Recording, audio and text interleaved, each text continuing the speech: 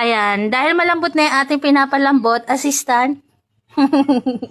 Ayan, tinanggal na ni Papa Fernan yung takip. Dahil malambot na nga yung ating pinapalambot na ulam, sabay-sabay na natin ilalagay itong gulay na pansigang. Ayan. Okay, takpan ulit assistant. Kung maririnig nyo, si Sorry yung umiiyak. Kasi nga po, naiinip siya. Nagyayakad si Sorry na umuwi ng bahay. Na Sorry, gusto niya dito, umuwi na ng bahay.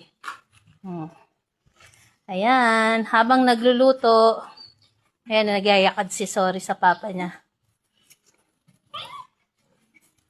Tapos ang mga dinamo ko, ayan, banda doon, wala nang masyadong damo, ayan.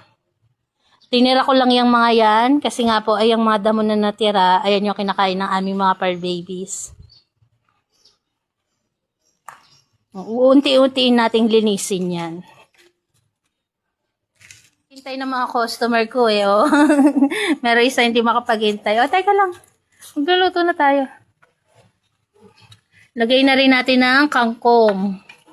Ayan, yung paasim, lalagay ko na rin. Wala kasi akong assistant Ito yung paasim na ilalagay ko. Tira lang to ni na Papa Fernan. Kaya na may ilalagay natin. Ayan. Konti lang po yan mga tira lang nila yan. Ang mga nagluto sila dito. Ayan, hahaluin na lang natin. Teka lang, kunin ko lang yung sandok. Lagyan na rin natin ng asin. Kasi wala pa tong asin. Usok.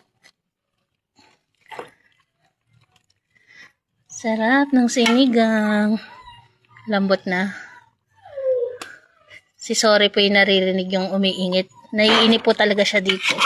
Dahil nga sanay siya dun sa kabilang bahay. Nagyayaya siyang umuwi. Sulong natin yung apoy kasi. Yan.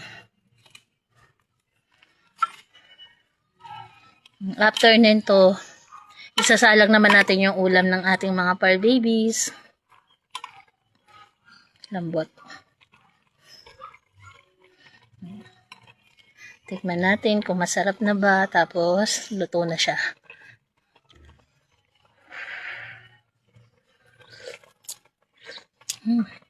Sarap. Tama-tama yung asin. Nasalin na natin yung ulam ng ating mga pearl babies. Nakasalang na po siya. Hihimayin naman natin yung kanilang gulay na malunggay. Para pag luto niyan, pag naluto na po yung karne ng baboy, saka po natin ilalagay yung gulay. Ito yung kanyang malunggay, saka yung talbos. Binabad natin sa tubig para ngayong mga alikabok matanggal. Ngayon, hihimayin ko na po. Hindi ko na ipapakita sa video yung paghimay ng malunggay kasi hahaba lang. Mahirap po mag-upload kapag mahaba yung video ko ngayon. Ayan. Salamat po sa unawa. Kulong-kulo na yung ulam ng ating mga pearl babies. Saka malambot na siya. Kaya naman, ilalagay na natin yung kanilang magiging gulay. Ayan. Diba? Makita nyo naman po, napakaganda ng gulay na ilalagay natin. Sariwang malunggay at talbos ng kamote. Ganyan lang po kami magluto ng kanilang ulam. Nilalaga lang po palagi. Tapos wala kami nilalagay na pampalasa. Kinakain na po nila yan. Si Sorry ko, inip na inip Sanay po kasi siya dun sa kabilang bahay, kaya nagyayaya umuwi. Siguro mga ilang araw pa bago masanay si Sorry dito. Siya lang po yung naiinip, yung iba hindi naman. Ganyan yan Nung nakaraan din na dating sinama namin siya dito, naiinip din. Nagyayaya umuwi. Ayan, tapos hindi na natin siya aapuyan kasi maiinin na yung gulay dyan. Maluluto na yan dyan. Pag mga ilang minuto, aalisin na natin dyan sa baga. Ayan po, ganyan lang kasimple ang ulam ng ating mga pearl babies. Takpan na po natin. Maiinin na siya dyan. Ayan yung ulam nila. Tapos ito yung ulam namin ni Papa Fernan. Ayan, makita niyo po, napakasarap na sinigang. Kain po tayo.